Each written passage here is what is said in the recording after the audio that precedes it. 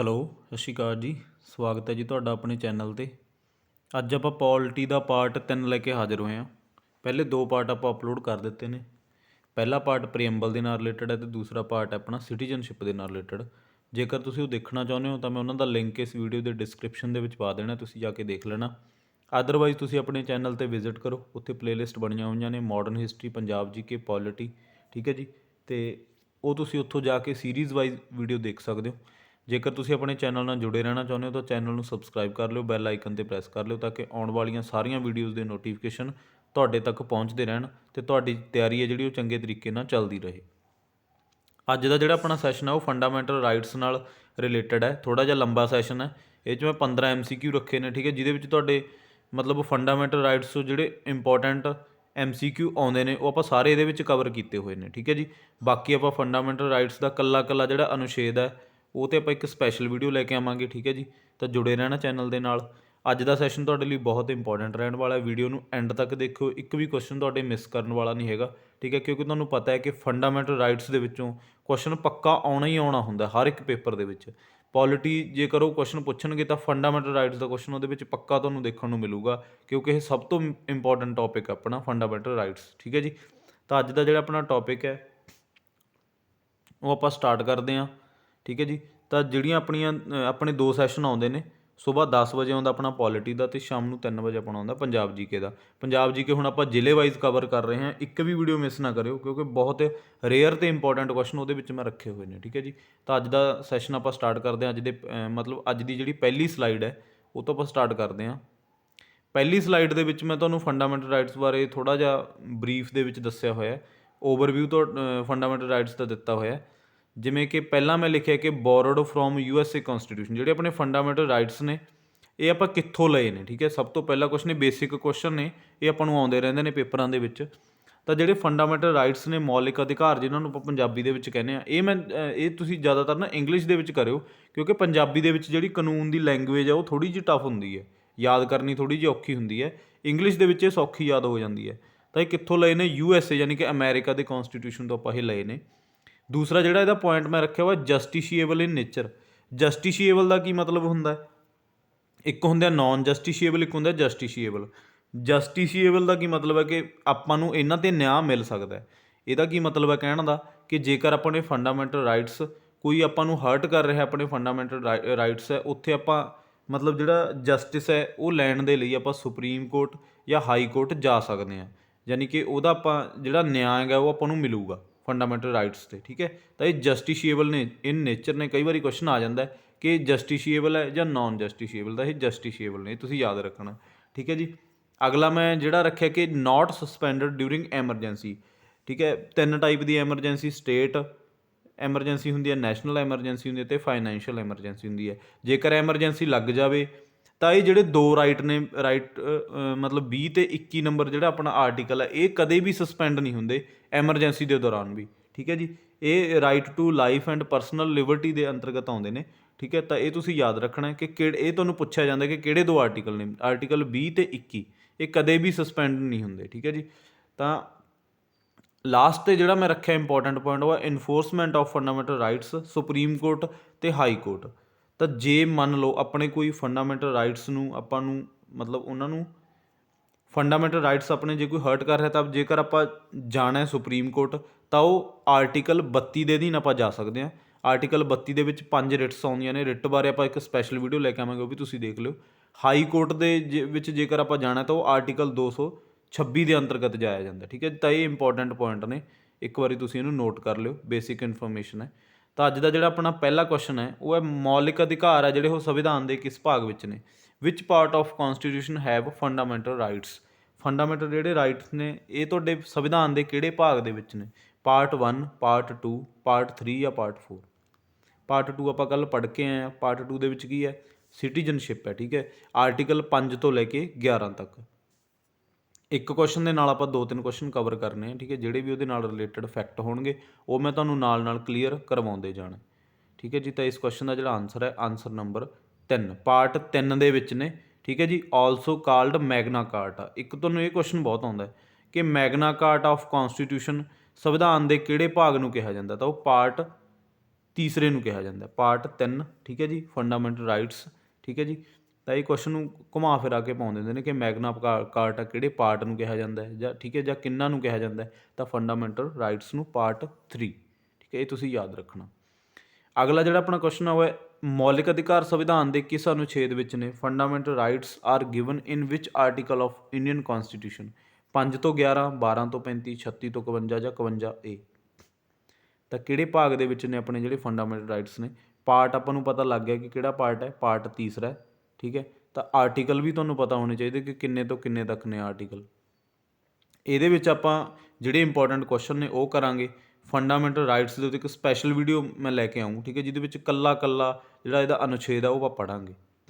ਤਾਂ ਇਸ ਕੁਐਸਚਨ ਦਾ ਜਿਹੜਾ ਆਨਸਰ ਹੈ, ਆਨਸਰ ਨੰਬਰ 2, 12 ਤੋਂ ਲੈ ਕੇ 35 ਤੱਕ ਠੀਕ ਹੈ ਜੀ।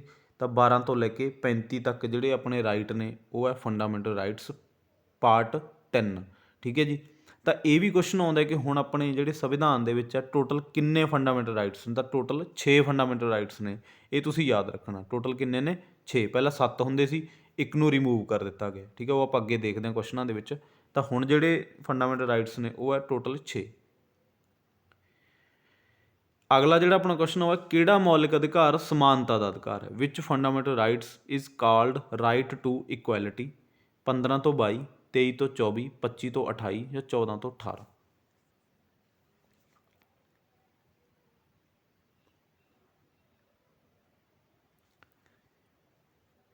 ਤਾਂ ਇਸ ਕੁਐਸਚਨ ਦਾ ਜਿਹੜਾ ਆਨਸਰ ਹੈ, ਆਨਸਰ ਨੰਬਰ 4। 14 ਤੋਂ ਲੈ ਕੇ 18 ਤੱਕ ਜਿਹੜਾ ਆਪਣਾ ਮੌਲਿਕ ਅਧਿਕਾਰ ਨੇ ਉਹ ਕਿਹੜੇ ਨੇ? ਰਾਈਟ ਟੂ ਇਕੁਐਲਿਟੀ, ਮਤਲਬ ਸਮਾਨਤਾ ਦਾ ਅਧਿਕਾਰ, ਕਿ ਸਾਰਿਆਂ ਨੂੰ ਸਮਾਨ ਸਮਝਿਆ ਜਾਵੇ।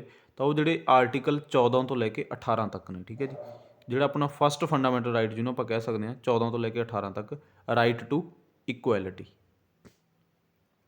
ਅਗਲਾ ਜਿਹੜਾ ਆਪਣਾ ਕੁਐਸਚਨ ਉਹ ਕਿਹੜਾ ਮੌਲਿਕ ਅਧਿਕਾਰ ਧਾਰਮਿਕ ਸੁਤੰਤਰਤਾ ਦਾ ਅਧਿਕਾਰ। Which fundamental right is called right to freedom of religion. ਆਪਾਂ ਨੂੰ ਪਤਾ ਹੈ ਕਿ ਜਿਹੜਾ ਆਪਣਾ ਦੇਸ਼ ਹੈ ਉਹ ਹੈ ਧਰਮ ਨਿਰਪੱਖ ਇੱਕ ਦੇਸ਼ ਹੈ ਉਹ ਠੀਕ ਹੈ। ਉੱਥੇ ਆਪਾਂ ਕਿਸੇ ਵੀ ਧਰਮ ਨੂੰ ਅਪਣਾ ਸਕਦੇ ਹਾਂ, ਕਿਸੇ ਵੀ ਧਰਮ ਨੂੰ ਆਪਾਂ ਛੱਡ ਸਕਦੇ ਹਾਂ, ਆਪਾਂ ਕਿਸੇ ਵੀ ਧਰਮ ਨੂੰ ਵੀ ਨਹੀਂ ਆਪਾਂ ਮੰਨ ਸਕਦੇ ਠੀਕ ਹੈ, ਉਹ ਵੀ ਆਪਾਂ ਨੂੰ ਆਜ਼ਾਦੀ ਹੈ।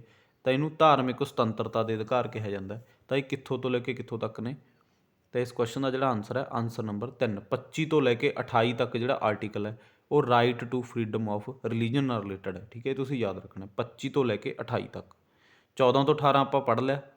14 ਤੋਂ 18 ਕੀ ਹੈ? Right to equality. ਅਗਲਾ ਜਿਹੜਾ ਆਪਣਾ ਕੁਐਸਚਨ ਉਹ ਹੈ ਕਿਹੜਾ ਮੌਲਿਕ ਅਧਿਕਾਰ ਸ਼ੋਸ਼ਣ ਦੇ ਵਿਰੁੱਧ ਅਧਿਕਾਰ ਕਿਹਾ ਜਾਂਦਾ ਠੀਕ ਹੈ। ਹੁਣ ਪੰਜਾਬੀ ਦੇ ਵਿੱਚ ਜੇ ਤੁਸੀਂ ਇਹ ਪੜ੍ਹੋਗੇ ਤਾਂ ਥੋੜ੍ਹੇ ਜਿਹੇ ਯਾਦ ਕਰਨੇ ਤੁਹਾਨੂੰ ਟਫ ਲੱਗ ਸਕਦੇ ਨੇ, ਬਟ ਜੇ ਤੁਸੀਂ ਇੰਗਲਿਸ਼ 'ਚ ਕਰਦੇ ਹੋ ਤਾਂ ਸੌਖੇ ਯਾਦ ਹੋ ਜਾਂਦੇ ਨੇ। Which fundamental right is called right against exploitation ਠੀਕ ਹੈ ਜੀ। ਸ਼ੋਸ਼ਣ ਦੇ ਵਿਰੁੱਧ ਅਧਿਕਾਰ ਹੁੰਦਾ ਜਿਹਦੇ ਵਿੱਚ ਬੱਚਿਆਂ ਦਾ ਜਾਂ ਆਪਣਾ ਕਿਸੇ ਦਾ ਵੀ ਆਪਾਂ ਨੂੰ ਫੋਰਸਫੁਲੀ ਕੁਛ ਕਰਵਾਇਆ ਜਾਂਦਾ, ਕੋਈ ਕੰਮ ਕਰਵਾਇਆ ਜਾਂਦਾ, ਉਹਨੂੰ ਸ਼ੋਸ਼ਣ ਕਿਹਾ ਜਾਂਦਾ। ਜਿੱਥੇ ਆਪਾਂ ਨੂੰ ਕੋਈ ਪੇ ਨਹੀਂ ਦਿੱਤੀ ਜਾਂਦੀ ਅਤੇ ਆਪਾਂ ਤੋਂ ਧੱਕੇ ਨਾਲ ਕੰਮ ਕਰਵਾਇਆ ਜਾਂਦਾ, ਉਹਨੂੰ ਸ਼ੋਸ਼ਣ ਕਿਹਾ ਜਾਂਦਾ ਠੀਕ ਹੈ ਜੀ। ਤਾਂ ਰਾਈਟ ਅਗੇਂਸਟ ਐਕਸਪਲੋਟੇਸ਼ਨ। ਤਾਂ 15 ਤੋਂ 22, 23 ਤੋਂ 24, 25 ਤੋਂ 28 ਜਾਂ 14 ਤੋਂ 18। 14 ਤੋਂ 18 ਕੀ ਹੈ? Right to equality. 25 ਤੋਂ 28 ਕੀ ਹੈ? Right to freedom of religion. ਆਪਾਂ ਹੁਣੀ ਪਿੱਛੇ ਪੜ੍ਹ ਕੇ ਗਏ ਹਾਂ। ਤਾਂ ਇਸ ਕੁਐਸਚਨ ਦਾ ਜਿਹੜਾ ਆਨਸਰ ਹੈ, ਆਨਸਰ ਨੰਬਰ 2। 23 ਤੇ 24 ਠੀਕ ਹੈ ਜੀ, ਦੋ ਆਰਟੀਕਲ ਨੇ ਆਪਣੇ ਕੋਲ 23 ਤੇ 24 ਜਿਹੜੇ ਰਾਈਟ ਅਗੇਂਸਟ ਐਕਸਪਲੋਟੇਸ਼ਨ ਹੈ, ਮਤਲਬ ਸ਼ੋਸ਼ਣ ਦੇ ਵਿਰੁੱਧ ਅਧਿਕਾਰ। ਅਗਲਾ ਜਿਹੜਾ ਆਪਣਾ ਕੁਐਸਚਨ ਹੋਇਆ ਕਿਹੜਾ ਮੌਲਿਕ ਅਧਿਕਾਰ ਸੁਤੰਤਰਤਾ ਦਾ ਅਧਿਕਾਰ ਕਿਹਾ ਜਾਂਦਾ। Which fundamental right is called right to freedom. 19 ਤੋਂ 22, 23 ਤੋਂ 24, 25 ਤੋਂ 28 ਜਾਂ 14 ਤੋਂ 18। 14 ਤੋਂ 18 ਕੀ ਹੈ? ਰਾਈਟ ਟੂ ਇਕੁਐਲਿਟੀ, ਸਮਾਨਤਾ ਦਾ ਅਧਿਕਾਰ ਠੀਕ ਹੈ। ਨਾਲ ਨਾਲ ਆਪਦੀ ਰਿਵੀਜ਼ਨ ਕਰਦੇ ਜਾਓ। 25 ਤੋਂ 28 ਕੀ ਹੈ? Right to freedom of religion. 23 ਤੋਂ 24 ਕੀ ਹੈ? ਰਾਈਟ ਅਗੇਂਸਟ ਐਕਸਪਲੋਟੇਸ਼ਨ, ਸ਼ੋਸ਼ਣ ਦੇ ਵਿਰੁੱਧ ਆਪਾਂ ਪਿੱਛੇ ਪੜ੍ਹ ਕੇ ਗਏ। ਤਾਂ ਆਪਣੇ ਕੋਲ ਬਚਿਆ ਕਿਹੜਾ? 19 ਤੋਂ 22। ਤਾਂ ਇਹ ਜਿਹੜਾ ਆਪਣਾ ਅਧਿਕਾਰ ਹੈ ਉਹ ਹੈ ਸੁਤੰਤਰਤਾ ਦਾ। ਤਾਂ ਇਹ ਹੈ ਰਾਈਟ ਟੂ ਫਰੀਡਮ 19 ਤੋਂ 22। ਇਹ ਤੁਸੀਂ ਯਾਦ ਰੱਖਣਾ। ਪਹਿਲਾ ਆਪਸ਼ਨ ਆਪਣਾ ਇਹਦਾ ਆਨਸਰ 19 ਤੋਂ 22, ਰਾਈਟ ਟੂ ਫਰੀਡਮ। ਅਗਲਾ ਜਿਹੜਾ ਆਪਣਾ ਕੁਐਸਚਨ ਹੋਇਆ ਕਿਹੜਾ ਮੌਲਿਕ ਅਧਿਕਾਰ ਸੱਭਿਆਚਾਰ ਅਤੇ ਵਿੱਦਿਆ ਦਾ ਅਧਿਕਾਰ ਕਿਹਾ ਜਾਂਦਾ।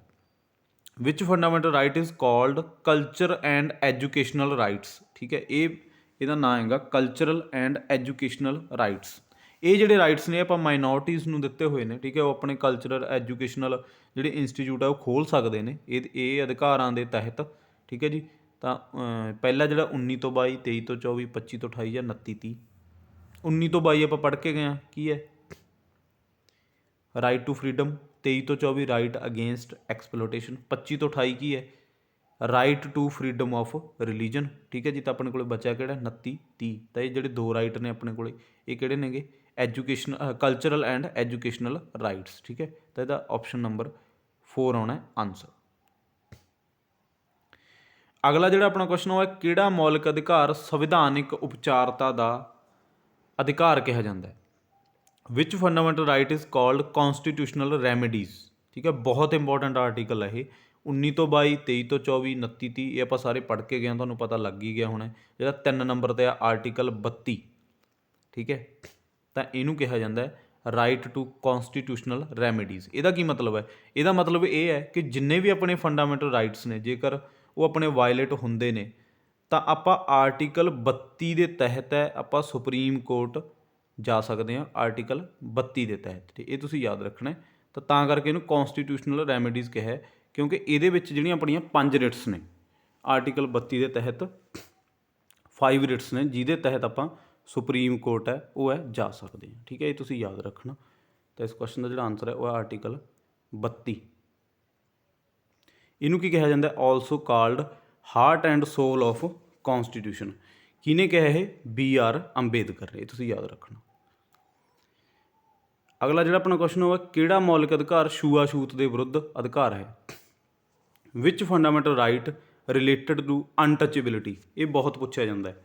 ਆਰਟੀਕਲ 15, ਆਰਟੀਕਲ 16, ਆਰਟੀਕਲ 17 ਜਾਂ ਆਰਟੀਕਲ 18।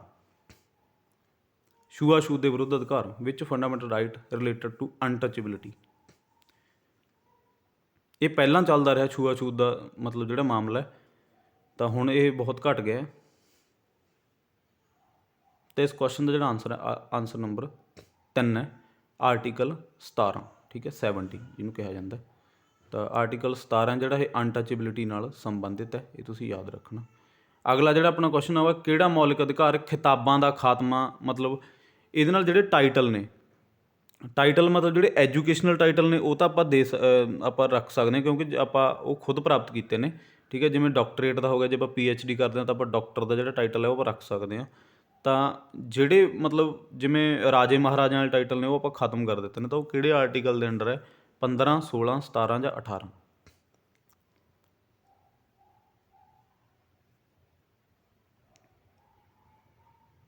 ਤਾਂ ਇਸ ਕੁਐਸਚਨ ਦਾ ਜਿਹੜਾ ਆਨਸਰ ਹੈ ਆਨਸਰ ਨੰਬਰ 4 ਆਰਟੀਕਲ 18। ਠੀਕ ਹੈ।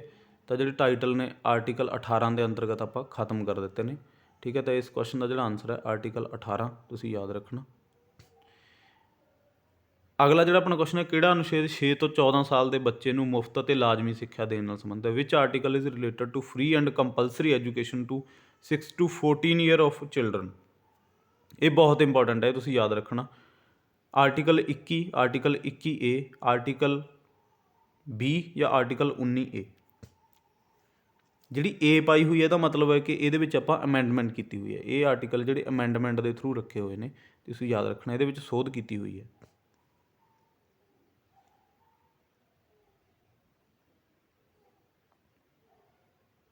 ਤਾਂ ਇਸ ਕੁਐਸਚਨ ਦਾ ਜਿਹੜਾ ਆਨਸਰ ਹੈ ਆਨਸਰ ਨੰਬਰ 2 ਆਰਟੀਕਲ 21A। ਠੀਕ ਹੈ। ਤਾਂ ਇਹ ਕਦੋਂ ਐਡ ਕੀਤਾ ਗਿਆ ਇਹ ਤੁਸੀਂ ਯਾਦ ਰੱਖਣਾ, ਕਿਉਂਕਿ A ਪਾਇਆ ਹੋਇਆ, ਇਹਦਾ ਮਤਲਬ ਅਮੈਂਡਮੈਂਟ ਹੋਈ ਹੋਈ ਹੈ। ਤਾਂ ਇਹ ਅਮੈਂਡਮੈਂਟ ਕਦੋਂ ਹੋਈ ਹੈ, 86th ਅਮੈਂਡਮੈਂਟ ਹੋਈ ਹੈ ਇਹ 2002 ਦੇ ਵਿੱਚ। ਇਹ ਤੁਸੀਂ ਯਾਦ ਰੱਖਣਾ। ਠੀਕ ਹੈ। ਤਾਂ ਬਹੁਤ ਇੰਪੋਰਟੈਂਟ ਹੈ ਇਹ। ਅਗਲਾ ਜਿਹੜਾ ਆਪਣਾ ਕੁਐਸਚਨ ਹੈ, ਇਹਨਾਂ ਵਿੱਚੋਂ ਕਿਹੜਾ ਮੌਲਿਕ ਅਧਿਕਾਰ ਨਹੀਂ ਹੈ। Which of the following is not a fundamental right. Right to education, right to freedom, right against exploitation ਜਾਂ ਰਾਈਟ ਟੂ ਪ੍ਰੋਪਰਟੀ। ਕਈ ਵਾਰੀ ਇਹ ਵੀ ਪੁੱਛ ਲਿਆ ਜਾਂਦਾ ਕਿ right to education fundamental right ਹੈ ਜਾਂ ਨਹੀਂ। ਠੀਕ ਹੈ। ਇਹ ਵੀ ਪੁੱਛਿਆ ਜਾਂਦਾ। ਆਪਾਂ ਪਿੱਛੇ ਪੜ੍ਹ ਕੇ ਗਏ ਹਾਂ, ਜਿਹੜਾ 21A ਹੈ ਇਹਦੇ ਤਹਿਤ ਇਹਨੂੰ ਫੰਡਾਮੈਂਟਲ ਰਾਈਟ ਬਣਾ ਦਿੱਤਾ ਗਿਆ 86th ਅਮੈਂਡਮੈਂਟ 2002 ਦੇ ਦੁਆਰਾ। ਠੀਕ ਹੈ। ਤੁਸੀਂ ਯਾਦ ਰੱਖਣਾ। ਤਾਂ ਇਸ ਕੁਐਸਚਨ ਦਾ ਜਿਹੜਾ ਆਨਸਰ ਹੈ answer number 4 right to property. ਇਹ ਹੁਣ ਇਹ ਇੱਕ ਲੀਗਲ ਰਾਈਟ ਬਣ ਗਿਆ। ਇਹ ਮਤਲਬ ਡਿਲੀਟ ਮਤਲਬ ਰਿਮੂਵ ਕਰ ਦਿੱਤਾ ਗਿਆ, ਡਿਲੀਟ ਨਹੀਂ ਕੀਤਾ, ਸੌਰੀ ਡਿਲੀਟ ਪਾਤਾ ਇੱਥੇ, ਰਿਮੂਵ ਕੀਤਾ ਗਿਆ। ਰਿਮੂਵ ਕਰਕੇ ਇਹਨੂੰ ਅੱਗੇ ਸ਼ਿਫਟ ਕਰ ਦਿੱਤਾ ਗਿਆ। ਇਹ ਹੁਣ ਇੱਕ ਲੀਗਲ ਰਾਈਟ ਹੈ। ਠੀਕ ਹੈ। ਆਰਟੀਕਲ 31 ਦੇ ਅੰਤਰਗਤ ਆਉਂਦਾ ਇਹ, ਆਰਟੀਕਲ 31 ਜਿਹਨੂੰ ਆਪਾਂ ਕਹਿੰਦੇ ਹਾਂ। ਇੱਥੇ ਮੈਂ ਆਰਟੀਕਲ ਵੀ ਮੈਂਸ਼ਨ ਕਰਨਾ ਭੁੱਲ ਗਿਆ। ਠੀਕ ਹੈ। ਤਾਂ ਇਹ ਤੁਸੀਂ ਯਾਦ ਕਰ ਲਿਓ, ਆਰਟੀਕਲ 31 ਆਰਟੀਕਲ 31 ਦੇ ਅੰਤਰਗਤ ਆਉਣਾ, ਜਿਹੜਾ ਕਿ ਆਪਾਂ ਰਿਮੂਵ ਕਰਕੇ ਕਿੱਥੇ ਸ਼ਿਫਟ ਕਰਤਾ, ਆਰਟੀਕਲ 300A ਦੇ ਵਿੱਚ। ਕਦੋਂ ਕੀਤਾ ਗਿਆ, ਬਾਈ 44th ਅਮੈਂਡਮੈਂਟ 1978 1978 ਦੇ ਵਿੱਚ ਜਿਹੜੀ 44ਵੀਂ ਅਮੈਂਡਮੈਂਟ ਹੋਈ ਹੈ ਉਹਦੇ ਤਹਿਤ ਇਹਨੂੰ ਆਪਾਂ ਰਿਮੂਵ ਕਰਤਾ। ਹੁਣ ਇਹ 300A ਦੇ ਵਿੱਚ ਸ਼ਿਫਟ ਕਰਤਾ। ਇਹ ਤੁਸੀਂ ਯਾਦ ਰੱਖਣਾ। ਰਾਈਟ ਟੂ ਪ੍ਰੋਪਰਟੀ ਹੁਣ ਇੱਕ ਲੀਗਲ ਰਾਈਟ ਆ। ਅਗਲਾ ਜਿਹੜਾ ਆਪਣਾ ਕੁਐਸਚਨ ਹੈ ਉਹ ਹੈ ਕਿਹੜਾ ਅਨੁਛੇਦ ਨੌਕਰੀਆਂ ਦੇ ਇਸ਼ਤਿਹਾਰ ਨਾਲ ਸੰਬੰਧਿਤ ਹੈ। ਇਹ ਵੀ ਤੁਹਾਨੂੰ ਆ ਸਕਦਾ। Which article is related to advertisement for public employment. Article 15, article 16, article 17 ਜਾਂ ਆਰਟੀਕਲ 18। ਆਰਟੀਕਲ 17 ਆਪਾਂ ਪੜ੍ਹ ਕੇ ਗਏ ਹਾਂ, ਅਨਟੱਚੇਬਿਲਿਟੀ ਨਾਲ ਹੈ। ਆਰਟੀਕਲ ਇਹ ਬਹੁਤ ਪੁੱਛਿਆ ਜਾਂਦਾ ਅਨਟੱਚੇਬਿਲਿਟੀ ਵਾਲਾ, ਯਾਦ ਕਰ ਲੈਣਾ। Article 18 abolition of titles. ਠੀਕ ਹੈ ਜੀ। ਤਾਂ ਇਸ ਕੁਐਸਚਨ ਦਾ ਜਿਹੜਾ ਆਨਸਰ ਹੈ ਆਨਸਰ ਨੰਬਰ 2। ਆਰਟੀਕਲ 16 ਦੇ ਅੰਤਰਗਤ ਹੈ ਜਿਹੜੀ ਉਹ ਪਬਲਿਕ ਇੰਪਲੋਇਮੈਂਟ। ਇਹਦਾ ਕੀ ਮਤਲਬ ਹੈ ਕਿ ਜਦੋਂ ਵੀ ਕੋਈ ਨੌਕਰੀ ਆਉਣੀ ਹੈ ਤਾਂ ਉਹਦਾ ਇੱਕ ਇਸ਼ਤਿਹਾਰ ਕੱਢਿਆ ਜਾਊਗਾ ਜਿਹਦੇ ਵਿੱਚ ਇਹ ਨਹੀਂ ਹੈਗਾ ਕਿਸੇ ਸਪੈਸ਼ਲ ਜਾਂ ਕਿਸੇ ਲੀਡਰ ਦੇ ਮੁੰਡੇ ਨੂੰ ਸਪੈਸ਼ਲ ਕਿਹਾ ਜਾਊ ਕਿ ਇਹ ਤੇਰੇ ਲਈ ਨੌਕਰੀ ਹੈ ਨਾ, ਤਾਂ ਇਹ ਸਾਰਿਆਂ ਲਈ ਕੱਢਿਆ ਜਾਊਗਾ। ਜਿਹੜਾ ਪਬਲਿਕ ਇੰਪਲੋਇਮੈਂਟ ਆਪਾਂ ਦੇਖਦੇ ਹਾਂ, ਆਪਾਂ ਉਹਦੇ ਵਿੱਚ ਕੰਡੀਸ਼ਨਾਂ ਰੱਖੀਆਂ ਜਾਂਦੀਆਂ ਕਿ ਇੰਨੇ ਤੋਂ ਇੰਨੀ ਉਮਰ ਹੈ, ਇੰਨੀ ਤੁਹਾਡੀ ਕੁਆਲੀਫਿਕੇਸ਼ਨ ਮੰਗੀ ਹੈ, ਤਾਂ ਉਹਦੇ ਤਹਿਤ ਆਪਾਂ ਉਹ ਫਾਰਮ ਫਿਲ ਕਰ ਸਕਦੇ ਹਾਂ। ਤਾਂ ਇਹ ਆਰਟੀਕਲ 16 ਕਹਿੰਦਾ। ਅਗਲਾ ਜਿਹੜਾ ਆਪਣਾ ਕੁਐਸਚਨ ਹੈ ਅਨੁਛੇਦ 19 ਵਿੱਚ ਕਿੰਨੇ ਅਧਿਕਾਰ ਦਿੱਤੇ ਗਏ ਨੇ, ਇਹ ਵੀ ਤੁਹਾਨੂੰ ਪੁੱਛਿਆ ਜਾ ਸਕਦਾ। How many rights in article 19, ਕਿਉਂਕਿ ਇਹ ਥੋੜ੍ਹਾ ਜਿਹਾ ਲੈਂਥੀ ਹੈਗਾ ਜਿਹੜਾ ਆਰਟੀਕਲ 19 ਹੈ। ਤਾਂ ਇਹਦੇ ਵਿੱਚ ਸਪੈਸ਼ਲ ਅਧਿਕਾਰ ਦਿੱਤੇ ਗਏ ਨੇ। ਤਾਂ ਇਹ ਕਾਹਦੇ ਅੰਤਰਗਤ ਆਉਂਦਾ ਹੈ? ਫਰੀਡਮ ਦੇ ਅੰਤਰਗਤ, ਰਾਈਟ ਟੂ ਫਰੀਡਮ। ਠੀਕ ਹੈ। ਤਾਂ 1 2 6 ਜਾਂ 5। ਤਾਂ ਇਸ ਕੁਐਸਚਨ ਦਾ ਆਨਸਰ ਹੈ ਆਨਸਰ ਨੰਬਰ 3 6 ਆਊਗਾ। ਠੀਕ ਹੈ। ਤਾਂ 6 ਨੇ। ਠੀਕ ਹੈ। ਇਹਦੇ ਵਿੱਚ ਜਿਹੜੇ ਅਧਿਕਾਰ ਦਿੱਤੇ ਗਏ ਨੇ ਉਹ ਕਿੰਨੇ ਦਿੱਤੇ ਗਏ ਨੇ? 6 ਅਧਿਕਾਰ ਦਿੱਤੇ ਗਏ ਨੇ। ਇਹ ਤੁਸੀਂ ਯਾਦ ਰੱਖਣਾ। ਠੀਕ ਹੈ। ਤਾਂ ਉਹ ਆਪਾਂ ਅੱਗੇ ਪੜ੍ਹਾਂਗੇ ਜਦੋਂ ਆਪਾਂ ਫੰਡਾਮੈਂਟਲ ਰਾਈਟਸ ਦੀ ਸਪੈਸ਼ਲ ਕਲਾਸ ਲੈ ਕੇ ਆਵਾਂਗੇ। ਸਾਰੇ ਅਧਿਕਾਰ ਆਪਾਂ ਉਹਦੇ ਵਿੱਚ ਪੜ੍ਹਨੇ ਆ। ਤਾਂ ਇੱਕ ਵਾਰੀ ਤੁਸੀਂ ਗਿਣਤੀ ਵੀ ਇਹਦੀ ਪੁੱਛ ਲੈਂਦੇ ਕਿ ਕਿੰਨੇ ਦਿੱਤੇ ਨੇ, ਤਾਂ 6 ਅਧਿਕਾਰ ਦਿੱਤੇ ਗਏ ਨੇ। ਅਗਲਾ ਜਿਹੜਾ ਆਪਣਾ ਕੁਐਸਚਨ ਹੈ ਅਨੁਛੇਦ 23 ਅਤੇ 24 ਕਿਸ ਨਾਲ ਸੰਬੰਧਿਤ ਹੈ? ਆਪਾਂ ਪਿੱਛੇ ਪੜ੍ਹ ਕੇ ਗਏ ਹਾਂ। ਆਰਟੀਕਲ 23 ਐਂਡ 24 ਰਿਲੇਟਡ ਟੂ ਸਮਾਨਤਾ ਦਾ ਅਧਿਕਾਰ, ਰਾਈਟ ਟੂ ਇਕੁਐਲਿਟੀ ਜਾਂ ਸੁਤੰਤਰਤਾ, ਰਾਈਟ ਟੂ ਫਰੀਡਮ, ਸ਼ੋਸ਼ਣ ਦੇ ਵਿਰੁੱਧ, ਰਾਈਟ ਅਗੇਂਸਟ ਐਕਸਪਲੋਟੇਸ਼ਨ ਜਾਂ ਸੰਵਿਧਾਨਕ ਉਪਚਾਰਤਾ ਜਾਂ ਕੌਂਸਟੀਟਿਊਸ਼ਨਲ ਰੈਮਡੀਜ਼। ਅਤੇ ਆਪਾਂ ਨੂੰ ਪਤਾ ਹੈ ਕਿ ਰਾਈਟ ਅਗੇਂਸਟ ਐਕਸਪਲੋਟੇਸ਼ਨ। ਠੀਕ ਹੈ ਜੀ। ਤਾਂ ਜਿਹੜਾ 23 ਹੈ ਉਹ ਕਹਿੰਦਾ ਪ੍ਰੋਬਿਹੇਟਡ ਹਿਊਮਨ ਟਰੈਫਿਕਿੰਗ। ਠੀਕ ਹੈ। ਮਤਲਬ ਹਿਊਮਨ ਟਰੈਫਿਕਿੰਗ ਦਾ ਮਤਲਬ ਹੁੰਦਾ ਕਿ ਜਿਹੜੇ ਆਪਣੇ ਬੰਦਿਆਂ ਦੀ ਖਰੀਦੋ ਫਰੋਖਤ ਨਹੀਂ ਆਪਾਂ ਕਰ ਸਕਦੇ ਕਿ ਆਪਾਂ ਉਹਨੂੰ ਮੁੱਲ ਉਹ ਕਰ ਲਿਆ ਹੈ ਨਾ, ਸਲੇਵ ਬਣਾ ਲਿਆ ਆਪਦਾ। ਠੀਕ ਹੈ। ਉਹ ਚੀਜ਼ ਨਹੀਂ, ਹੁਣ ਉਹ ਖਤਮ ਕਰ ਦਿੱਤੀ ਗਈ ਆਰਟੀਕਲ 23 ਦੇ ਤਹਿਤ। Article 24 no child work in factories. ਛੋਟੇ ਬੱਚੇ ਨੂੰ ਜਿਹੜਾ 6 ਤੋਂ 14 ਸਾਲ ਦੀ ਉਮਰ ਹੈ ਜਿਹਦੀ, ਉਹਨੂੰ ਆਪਾਂ ਫੈਕਟਰੀਜ਼ ਦੇ ਵਿੱਚ ਕੰਮ ਨਹੀਂ ਕਰਵਾ ਸਕਦੇ। ਆਰਟੀਕਲ 24 ਇਹ ਕਹਿੰਦਾ। ਕਈ ਵਾਰੀ ਅਲੱਗ-ਅਲੱਗ ਵੀ ਪੁੱਛ ਲੈਂਦੇ, ਇਹ ਯਾਦ ਕਰ ਲੈਣਾ। ਤਾਂ ਅੱਜ ਦਾ ਜਿਹੜਾ ਆਪਣਾ ਲਾਸਟ ਕੁਐਸਚਨ ਆ ਉਹ ਕਿਹੜਾ ਅਨੁਛੇਦ ਮੌਲਿਕ ਅਧਿਕਾਰਾਂ ਨੂੰ ਲਾਗੂ ਕਰਾਉਣ ਨਾਲ ਸੰਬੰਧਿਤ ਹੈ ਵਿੱਚ ਆਰਟੀਕਲ? ਤਾਂ ਆਰਟੀਕਲ 32, ਆਰਟੀਕਲ 31, ਆਰਟੀਕਲ 25 ਜਾਂ ਆਰਟੀਕਲ 22। ਤਾਂ ਆਰਟੀਕਲ 32 ਆਪਾਂ ਨੂੰ ਪਤਾ ਹੈ ਕਿ ਸਭ ਤੋਂ ਇੰਪੋਰਟੈਂਟ ਹੈ। ਹਾਰਟ ਐਂਡ ਸੋਲ ਆਫ ਕੌਂਸਟੀਟਿਊਸ਼ਨ ਨੂੰ ਕਿਹਾ BR ਅੰਬੇਦਕਰ ਜੀ ਨੇ। ਤਾਂ ਇਹਦੇ ਤਹਿਤ ਆਪਾਂ ਜਿਹੜੀਆਂ 5 ਰਿਟਾਂ ਨੇ ਉਹ ਆਉਂਦੀਆਂ ਨੇ, ਉਹ ਆਪਾਂ 5 ਰਿਟਾਂ ਵੀ ਪੜ੍ਹਾਂਗੇ। ਠੀਕ ਹੈ। ਮਤਲਬ ਜਿਹੜੀਆਂ ਸੁਪਰੀਮ ਕੋਰਟ ਦੇ ਅੰਤਰਗਤ ਆਪਾਂ ਜਾ ਸਕਦੇ ਹਾਂ, ਅਤੇ ਆਰਟੀਕਲ 226 ਦੇ ਤਹਿਤ ਆਪਾਂ ਜਾ ਸਕਦੇ ਹਾਂ ਹਾਈ ਕੋਰਟ। ਠੀਕ ਹੈ ਜੀ। ਤਾਂ ਅੱਜ ਦਾ ਆਪਣਾ ਸੈਸ਼ਨ ਕੰਪਲੀਟ ਹੋ ਗਿਆ। ਇੱਕ ਵੀਡੀਓ ਨੂੰ ਇੱਕ ਵਾਰ ਫਿਰ ਦੇਖ ਲਿਓ। ਠੀਕ ਹੈ। 1-2 ਵਾਰ ਦੇਖ ਲਓ ਤਾਂ ਕਿ ਤੁਹਾਡਾ ਇਹਦਾ ਰਿਵੀਜ਼ਨ ਚੰਗੀ ਤਰ੍ਹਾਂ ਹੋ ਸਕੇ। ਠੀਕ ਹੈ। ਤਾਂ ਅਗਲਾ ਆਪਾਂ ਕੱਲ੍ਹ ਨੂੰ ਲੈ ਕੇ ਆਵਾਂਗੇ ਫੰਡਾਮੈਂਟਲ ਡਿਊਟੀਜ਼। ਠੀਕ ਹੈ। DPSP ਜੋ ਵੀ ਅੱਗੇ ਆਪਣੇ ਰਹਿੰਦੇ ਸੈਸ਼ਨ ਉਹ ਆਪਾਂ ਲੈ ਕੇ ਆਵਾਂਗੇ। ਕੰਟੀਨਿਊ ਬਣੇ ਰਹਿਓ। ਠੀਕ ਹੈ ਜੀ। ਤਾਂ ਸੁਬਾਹ ਆਇਆ ਕਰੂ ਆਪਣੀ ਪੋਲੀਟਿਕਸ, ਸ਼ਾਮ ਨੂੰ ਪੰਜਾਬ ਜੀ ਕੇ। ਜੇਕਰ ਵੀਡੀਓ ਚੰਗੀਆਂ ਲੱਗਦੀਆਂ ਤਾਂ ਲਾਈਕ ਕਰਦਿਆ ਕਰੋ, ਅੱਗੇ ਸ਼ੇਅਰ ਕਰਦਿਆ ਕਰੋ, ਅਤੇ ਚੈਨਲ ਨੂੰ ਸਬਸਕ੍ਰਾਈਬ ਕਰ ਲਓ, ਬੈਲ ਆਈਕਨ 'ਤੇ ਪ੍ਰੈਸ ਕਰ ਲਓ ਤਾਂ ਕਿ ਆਉਣ ਵਾਲੀਆਂ ਵੀਡੀਓ ਤੁਹਾਡੇ ਤੱਕ ਪਹੁੰਚ ਸਕਣ। ਅੱਜ ਦੀ ਵੀਡੀਓ ਦੇਖਣ ਦੇ ਲਈ ਬਹੁਤ ਬਹੁਤ ਧੰਨਵਾਦ।